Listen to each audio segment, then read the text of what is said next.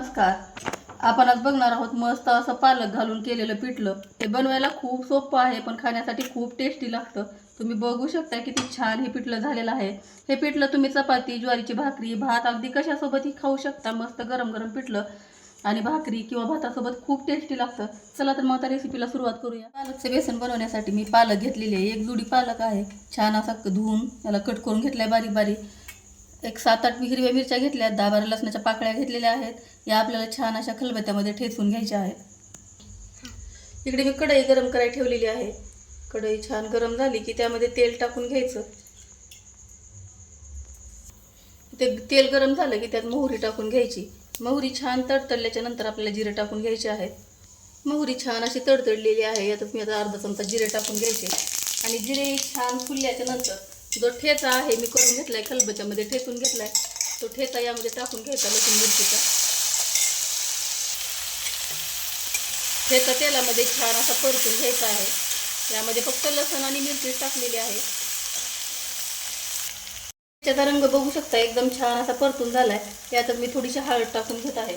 हे छान ठेच्यामध्ये मिक्स करून घ्यायचं आणि आपण कट करून घेतलेला पालक आहे तो यामध्ये टाकायचा आणि छान हे तेलामध्ये परतून घ्यायचा. पहिले पालक छान असे तेलामध्ये परतून झालेले आहे. तुम्ही बघू शकता. याला आणखी अर्धा मिनिट असं छान तेलामध्ये परतून घ्यायचं. यामुळे पालक एकदम मऊ अशी होते. तिथे अर्धा मिनिट झाला आहे आणि आपली पालक जी आहे ती तेलामध्ये एकदम छान अशी सॉफ्ट शिजलेली आहे. तुम्ही बघू शकताय. आता यामध्ये तुम्हाला हवं तितकं बेसन पीठ टाकून घ्यायचं. तुम्हाला बेसन किती बनवायचे त्या हिशोबाने यामध्ये बेसन पीठ टाकायचं आणि छान यामध्ये मिक्स करून घ्यायचं आहे.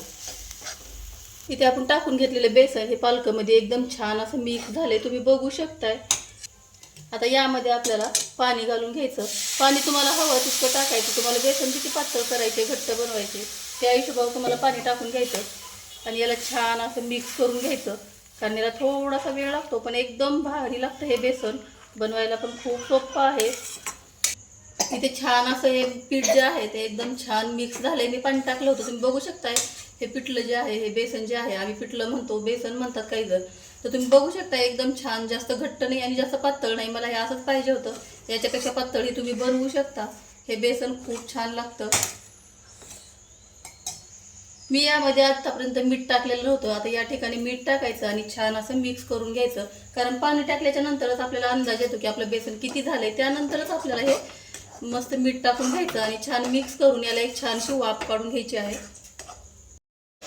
इथे आता 2 मिनिटं होऊन गेलेली आहेत आणि आपल्या पिठल्याला छान अशी वाफ बसलेली आहे. तुम्ही बघू शकताय किती छान हे पिठल्यावर चमक आली. याचा अर्थ की आपलं बेसन एकदम छान पिठलं शिजलेलं आहे आणि खाण्यासाठी खूप टेस्टी लागतं. बनवायला सोपं आहे. खूप हेल्दी रेसिपी आहे.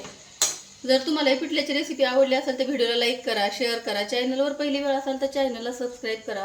व्हिडिओ पाहिल्याबद्दल धन्यवाद. थँक्यू.